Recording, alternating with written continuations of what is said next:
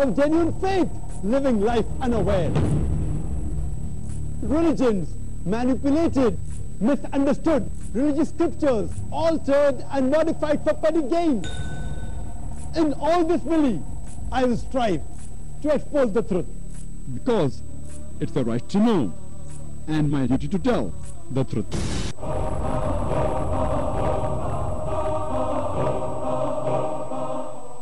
هر خدایی را که شما پرستش میکنین او را در امتحان سوره اخلاص قرار بدین. اگر از امتحان نامزدتان کامیاب شد، ما مسلمانان در پذیرفتن همان نامزد من حیث الله هیچ انتقاد نداریم. الله جل جلاله در قرآن در سوره اسراء سوره 17 آیت 110 میفرماید اگر او را الله صدا کنین یا رحمان، به هر نامی که او را صدا میکنین میتونین و او دارای نامهای پاک است. و این عقیده و باور به خدای یگانه و خالق همه کائنات و همه بشر، یگانه فاکتور اتحاد بین تمام بشر است و یگانه راه حل به اتحاد جهانی می باشد.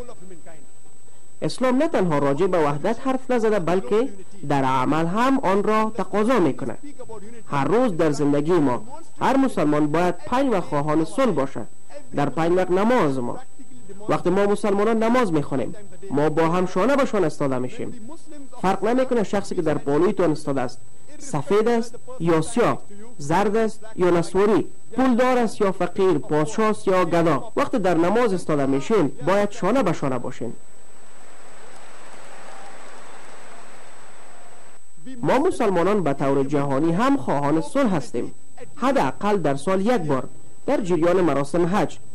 در حج تقریبا 2.5 میلیون نفر از سراسر جهان اشتراک میکنند. از ایالات متحده، بریتانیا، کانادا، از سنگاپور، از مالزیا، از هندوستان، از پاکستان، از کشورهای عربی و همه 2 توته تکه میپوشند و شما هیچ نمیفهمین مردی که در کنارتان استاده است شاست یا گدا. و این بهترین مثال برای اتحاد جهانی است.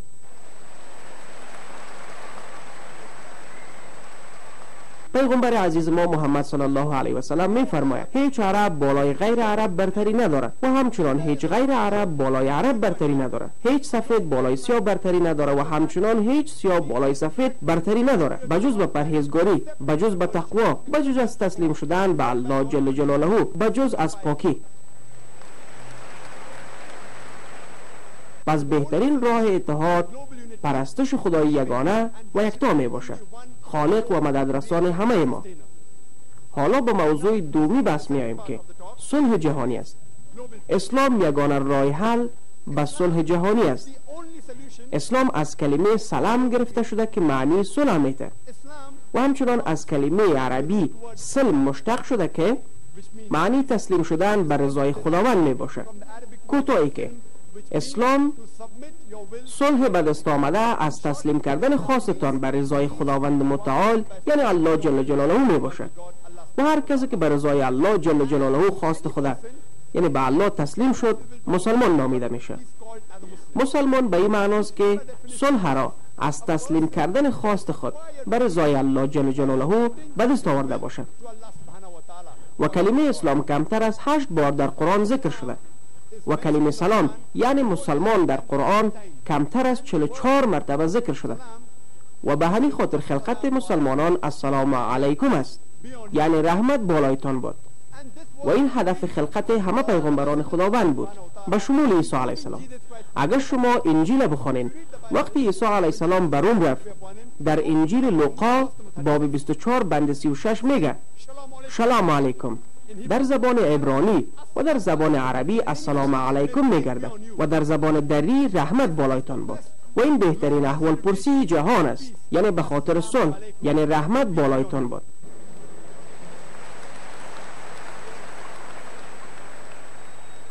بدبختانه امروز جامعه غربی که اکثریتشون باور به عیسویت دارند به انواع مختلف احوال پرسی میکنند. مثلا صبح بخیر، بعد از چاش بخیر، شام بخیر، سلام سلام. چرا آنها از احوال پرسی عیسی علیه السلام پیروی نمیکنند که گفته رحمت بالای همه تان باد؟